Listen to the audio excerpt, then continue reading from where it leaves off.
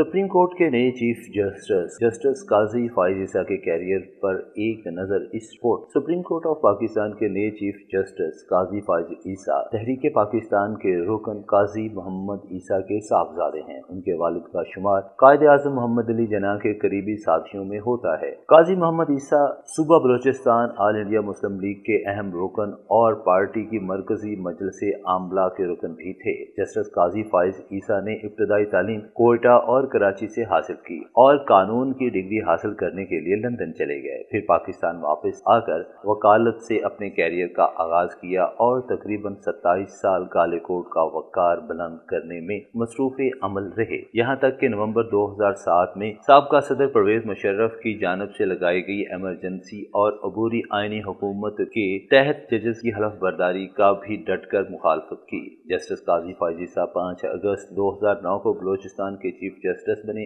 और इंसाफ का ये सफर 5 साल बाद सुप्रीम कोर्ट की दहलीज तक पहुंच गया, जब 5 सितंबर 2014 को उन्हें सुप्रीम कोर्ट का जज बनाया गया। और अब खबर ये है कि सदर पाकिस्तान ने सुप्रीम कोर्ट के सीनियर जज जस्टिस काजी फाइज ईसा की बतौर चीफ जस्टिस ऑफ पाकिस्तान का हलफ ले लिया है, जिसका आगाज 18 सितंबर 2023 को हो चुका है। कैमरामैन काशिफ नजीर के साथ मोहम्मद आसिफ, INA न्यूज़, इस्लामाबाद, पाकिस्तान।